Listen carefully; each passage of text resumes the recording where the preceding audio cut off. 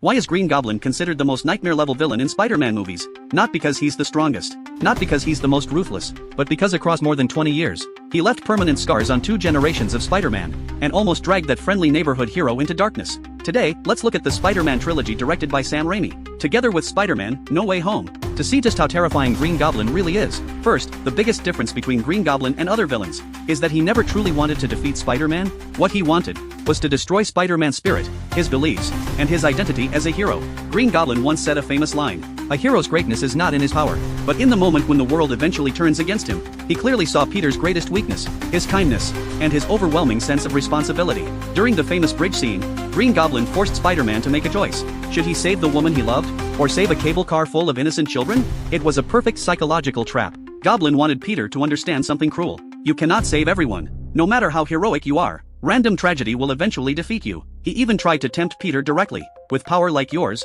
why serve ordinary people? Join me, and together we could rule this city." In many ways, Green Goblin is like a reflection of Peter's darkest side. He represents the belief that once you gain power, you can do whatever you want. His existence challenges the idea that with great power comes great responsibility. Second, Green Goblin is the only villain who truly pushed Spider-Man to the point of wanting to kill. At the end of Spider-Man, Norman Osborn was destroyed by his own glider. But if you look at the expression of the Spider-Man played by Tobey Maguire, you can see that Peter's rage was already close to exploding. If Norman had not revealed his face in time, Peter might truly have killed him. And in Spider-Man: No Way Home, the Spider-Man played by Tom Holland was pushed even further. Peter tried to help him, hoping to cure him and send him home. But Goblin used Peter's kindness against him. He killed Aunt May with his glider.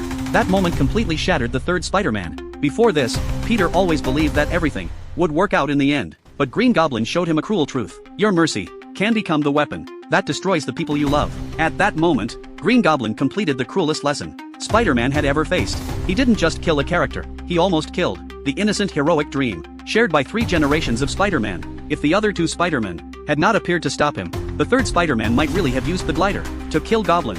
And that was exactly what Goblin wanted. He wanted to drag Spider-Man down from the pedestal of a hero. Another terrifying thing about Green Goblin is that he truly enjoys evil. Many villains commit crimes for a reason. Dr. Octopus killed for his experiment. Sandman fought to save his daughter. Vulture turned to crime to support his family. Even Electro was driven by loneliness. But Green Goblin is different. After Norman was enhanced, his evil wasn't forced. It was amplified. He doesn't hurt people to achieve a goal. He hurts people because he enjoys watching them suffer. And of course, we have to praise the performance of Willem Dafoe. Many villains lose their power once the mask comes off. But for Dafoe, the real horror begins when the mask is gone. Those wild eyes and that terrifying smile can send chills down your spine. So what do you think? Is Green Goblin the most terrifying Spider-Man villain ever? Spider angry face with horns.